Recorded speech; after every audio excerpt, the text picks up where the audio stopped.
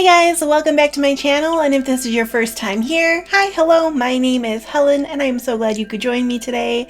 Happy Friday. It is my third episode for my Freaky Friday Scary Stories. I am, as always, super excited. It is almost the end of August. It is, August 28th at this point, which is super exciting. That means September is right around the corner. It also means my birthday is tomorrow, which I am I don't know why I keep saying I'm not super excited for my birthday. Like, I really don't care that I'm a year older and I really don't have anything planned. But yeah, so tomorrow is my birthday and I'm excited to just kind of take the day to be lazy and enjoy it for myself, I guess. I don't really have anything planned, but yeah, so I am excited to get into some spooky stories. I really love these. I don't know what it is about scary stories. I just like the thrill of it. I like the unknown of it. I love when I get like chills from scary stories. So yeah. So today's video, I have an article from Mashable. This is 15 spooky stories that will keep you up at night. I don't know that I'll read all 15. It just kind of depends on how long this video goes. And I like, for instance, the first one is a 2-sentence horror story, so that one will be super quick. But yeah, so let's get it started. So the first one is a 2-sentence horror story. This brief gem comes from Reddit user Adam Farmer. I finally found my wife the kidney she needed. It took forever to track down everyone she donated organs to after the crash. That's pretty good. That's pretty good. Alright, the second one is called Mom Averts Danger. This is a camping story from Reddit user More Napkins Please. Alright, so I've posted this on my other account, copying and pasting it here. The scariest thing I've had happen while camping. So I live in Eastern Oregon and my mom lives in Western Oregon. I went to visit her for the summer and she's very outdoorsy, so we decided to take the 1-hour drive from her city to the coast. We end up at this free campsite at the top of this hill, huge foothills off the coastal mountains, about a 25-minute drive from the top where the campsite is to the bottom where the main road was. And we were the only campers there. We relaxed for the rest of the day, made food, etc. A truck full of men drive up the hill and talk with my mom. I don't know what about, wasn't suspicious at the time, and they leave us. Fast forward to the middle of the night. I wake up to my mom sitting straight up in the tent. I wake easily, so I heard her gasp, and it woke me. As soon as she saw I was awake, she put her hand over her mouth because I was starting to ask her what's wrong. It was dead silent, and all of a sudden you hear footsteps right beside the tent. The little flap that covers the zipper was even moving. Thankfully, my mom was quick wits and said very loudly, "Kenny, grab the gun." Kenny's my dad, although that doesn't matter, and mind you, he was not there, just us girls like I previously said. They left. No harm was done. Thank the Lord for my mama. That would be really, really scary. And it makes you wonder, like, was it those guys that came up and talked to her mom, coming back knowing that it was, like, 2 women by themselves? I don't know. That'd be pretty creepy. Especially, like, what are you going to do? You're 25 minutes drive from the street. So I'm glad her mom was quick to think about something. So this next one is called Ouija Board Knocks Back. This is from Reddit user Excrement Cranium. In high school, my friends and I were messing around with a Ouija board one night. We had done it before and nothing remarkable had ever happened. We usually did it to try and scare each other or our girlfriends. We all thought it was a joke. That night there was no one else home except the 7 of us, and we were all together around the board. One of the girls there wanted to try it. She had never done it before. This time was different. The board misspelled some of the words the same way every time. It gave answers that seemed really historically accurate for our town, things we neither knew or cared about. Long story short, the spirit, in quotes, claimed it was a 10-year-old boy who had died on the property in the 1800s and was buried there too in an unmarked grave. My friend's house was on a farm in the edge of town. We were all a little freaked out because the board had never been so detailed and consistent. However, we were still skeptical and we were all assuming one of us was trying to scare the rest. Finally, my friend asked if the spirit could do something to prove he was there with us. It went to yes, and then spelled K-N-O-C-K, knock. Then the planchette stopped moving. We just all stared at it silently, and then there was a rap, rap, rap on the window next to us. The lights were on outside and there was absolutely no one out there. We never touched that board again. Oh my gosh, that would be super creepy. I think I may have like played with a Ouija board once when I was in high school. I remember it was like during a sleepover, kind of like the same deal. We were all just like, oh, we'll just mess with it. And I don't remember like anything too crazy happening. I think it was swearing a lot, but I also don't like that could have just been like my friends messing around and making it swear. But I do think people were kind of like a few of us were kind of a little creeped out by that because it was like it would not stop. And so we just kind of all were like, well, maybe we shouldn't be playing with this anymore, and we stopped playing with it. But that was like my own like personal Ouija board thing that I haven't really touched one since or planned to touch one.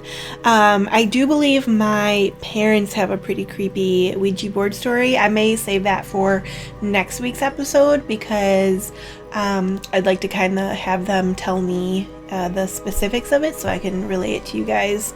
But yeah, Ouija boards are no-go for me. Alright, the next one is called Forgotten Memory. This is from Redditor Call Me Egg. Growing up, my bedroom was the only one that faced the front of the house. When I was 8 or 9, I woke up to my dad calmly but firmly telling me to get up, go in the bathroom, and then shut the door. I was annoyed because I was half asleep, but I listened. Apparently I was more tired than I realized because I fell asleep on the bathroom floor. The next morning I asked my mom what happened. She seemed oblivious and confused.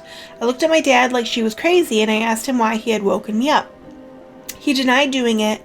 I was becoming frustrated to the point of tears, but I ultimately let it go.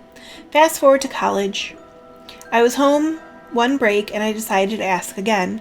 I thought of that night off and on for years and it still bothered me. This time my dad goes, I was wondering if you even remembered that. Turns out that a lot of houses on our block were being vandalized and robbed all those years ago. Someone had broken into the garage and was inside the house. My room was partially over the garage. My dad heard it happen and quietly got me to safety. Police were called, the guy ran, he was never caught. However, and my parents didn't want a terrified kid on their hands, so for years they pretended like nothing had ever happened. It wasn't supernatural, but it was unsettling for sure. Yeah, that's pretty creepy. Yeah, that would be pretty creepy to know like, oh, it was actually somebody broken into the house. Alright, the next one is called A Clockwork Orange Style Break-In. This story comes from Reddit user Josh Second. So this is not to me, but to my sister. Her husband and her had just had their first child a few months prior. My brother-in-law was working the graveyard shift at his job as my sister stayed home taking care of my nephew. Around 2 a.m. she heard loud knocking on her back door. She went to go check it out and saw a lady banging on the door asking for my sister to let her in. The lady told my sister that her husband had just beat her down the street and was looking for her. My sister was hesitant to let her in since she had a newborn in the house and didn't want to interfere. She told the lady that the best she could do was call the police for her. The lady told my sister not to call the police and to let her in. This is where my sister got suspicious. She went to get her phone and called 911. When she went back to the door, the lady was gone. The police arrived a few minutes later and they told my sister that the same situation happened a few streets down. Apparently the couple would do this act to get into people's homes. I'm sure it's very common, but having it almost happen to my sister and my nephew just creeps me out. Yeah, that's pretty creepy. Honestly, I'm the kind of person, like, if I am not expecting somebody to come to my house and there's knocking or they ring the doorbell, I pretend like I am not home. I don't care if I have the TV on and the curtains open. Like, I will go crawl myself into the back of the house where no one can see me and I will pretend like I'm not there. So I probably wouldn't be in that situation. The only way I could see is if it was like the cops or something banging on the door or saying that they're the cops, but I would like look to make sure. I don't know. I would have been with her and not let them in. I don't know that I would have called the cops. I think if I was interacting with them, yeah, I would have called the cops at that point, but I probably would have ignored them right off the bat. So next one is called Phantom Alarms. This is Reddit user 666 number of the beast. Some of these Reddit usernames are hilarious. When I was in high school, I had a lot of these experiences. At the house my dad lived in at the time, it was really old, built in the early 1800s, there were plenty of times I'd be sitting in the living room and distinctly hear the cabinets opening and closing in the kitchen. It was just me and my dad that lived in the house, and you could clearly see when his bedroom door was shut and he was asleep. Normally my dad worked 7 to 3, but occasionally worked a PM or overnight shift. One night he was working till 11. I was 17 at the time. Around 8 or so, I'm sitting in my room playing Borderlands, and I think I hear footsteps coming from the living room, which was adjacent to my bedroom, and assume my dad's home early. Go back to playing Borderlands. I keep hearing the steps, so I pause the game and listen, and the footsteps are just slowly pacing back and forth between the living room and the kitchen, in a steady rhythm. I laid in bed, scared, and actually counted the steps. Every time it took 15 paces to the living room, 15 back to the kitchen. Needless to say, I did not sleep that night. Had another situation at my mom's house about 2 years prior to this. Out of nowhere, my alarm clock would go off at midnight every night. I assumed it was busted and got rid of it. Fast forward 2 years, my mom gets another brand new alarm clock for my room, also when I was 17. Suddenly, alarm goes off at midnight. I thought nothing of it, turned it off, happened again the next night, and then my sister pointed out the old one I had that did it. So I checked and made sure no alarms were set, double-checked at 11:56. Sure enough, 4 minutes later, my alarm goes off. Freaked out and threw it out. The next night was my dad's night to have me. I had a buddy of mine over, my dad was working that night. He left for work around 2 a.m., and my friend had just brought over an iPod dock to listen to music on. Didn't have the clock set or anything. My friend knew nothing of the last couple nights, so I knew he wasn't just messing with me. So about 2 minutes after my dad leaves, we hear an alarm clock coming from my room. I went in, and you know how if you just plug in a clock without setting it, the numbers just blink on and off? Well, it was doing that. As soon as I picked it up, the clock set itself to 12 and then just turned off by itself. So yeah, paranormal stuff. I'm not religious at all, but I'm 100% convinced that it happens. Alright, next one is called Mom's Scary Boyfriend. This is Reddit user AETT at says, noticed that their mom's boyfriend was pretty weird, but one cold night they had an especially bad feeling. About 5 years ago, my mom started dating a guy she met on a dating site. That part is fine. I had recently started dating the woman who would later become my wife, and we had met online. I'll just refer to her as my wife for this story. Anyway, my wife and I never really liked this guy.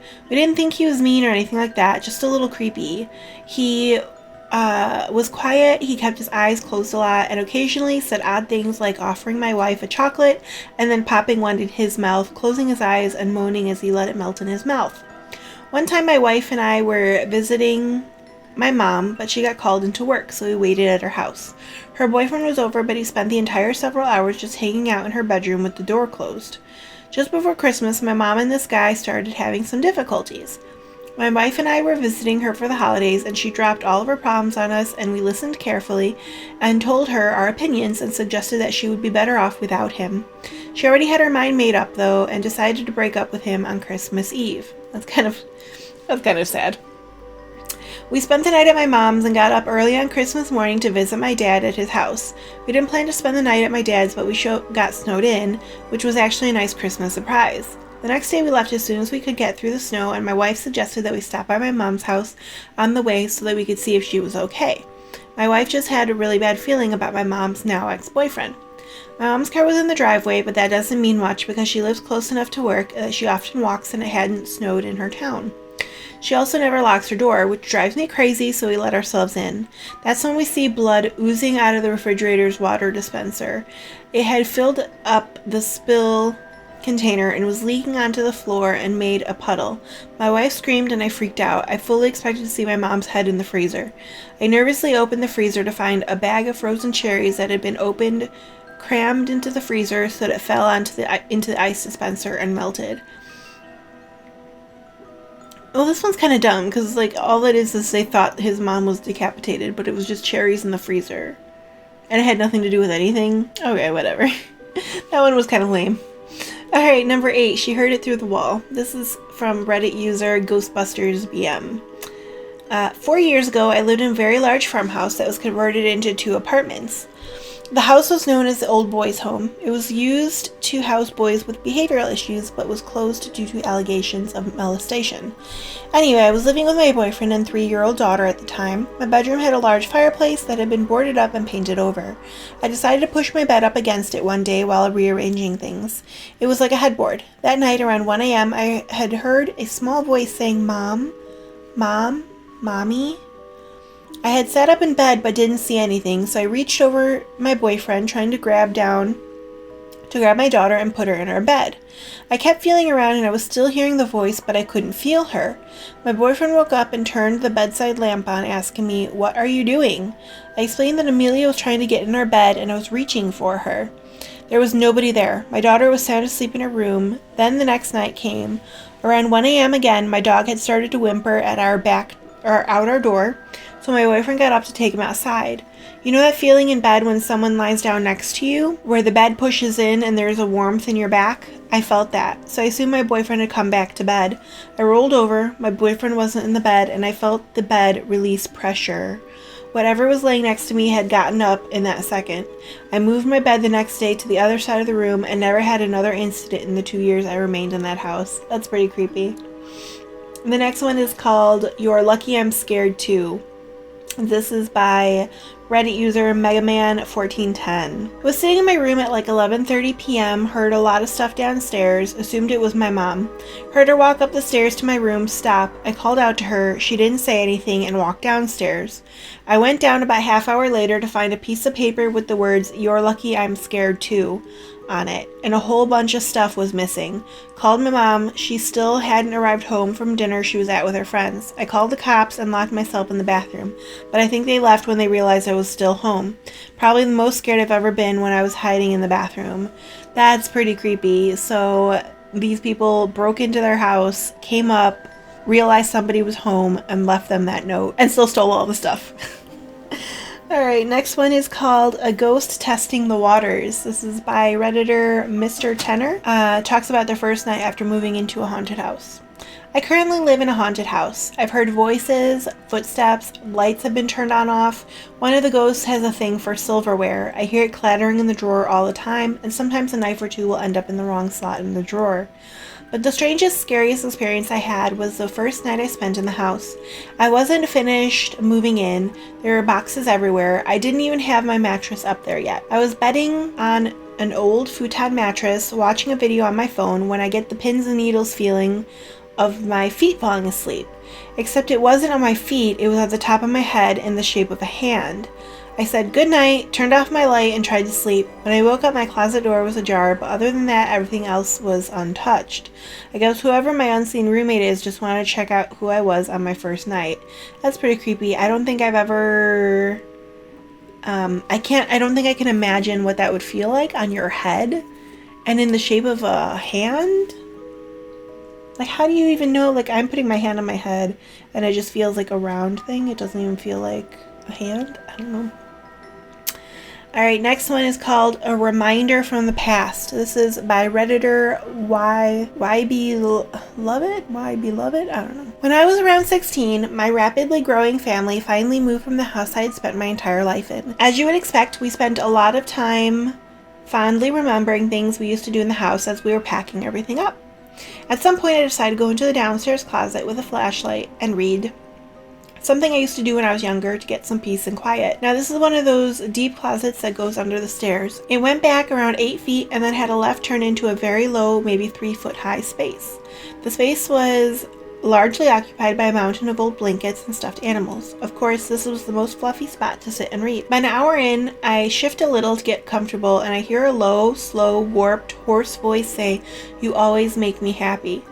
I flipped out. I hit my head on the low ceiling and practically broke the door down getting out. After hyperventilating and explaining to my family why there was no color left on my face, I went back to see what it was. It was my stuffed little bear from when I was 3 or 4 years old that I just happened to lean on just right to press his belly. When I pressed his stomach again, though, nothing. This poor bear I hadn't played with since I was a toddler used the last of its power, used its dying breath to tell me I made it happy. You make me happy too, little bear, when you're not making me pee myself. That would be pretty creepy. I've had bears where like if you press like their paw it would say something, and I remember like always just being so scared it would do that in the middle of the night. And it never really did, but it did once. It happened one time, and it was in the middle of the night, and I must have just like leaned on it just the right way, and it went off, and it creeped me out. The next one is called A Warning. This is from Reddit user My Name's Not Chase. I saw a dead soldier's ghost in my barracks room before I deployed. It was the guy's room who died on my company's last deployment, and I was the first to be issued it. He told me to be safe. He had half a head. I'm agnostic, but that makes me question it. I've had 2 other experiences that I'm not quite convinced about, but my great-grandma used to visit me in my dreams after she died for like 15 years. That would be pretty sobering, I guess, to see that. Alright, let's see how many. We have 3 left, and they all happen to be pretty long. I think we'll do one more. This is called I See Everything, and it is by Reddit user Panda Panda. I was with my little brother home alone when we suddenly heard a creepy voice from the other room saying, "Panda Panda, come here, I want to talk to you." Obviously it didn't say Panda Panda, it said whatever their name is.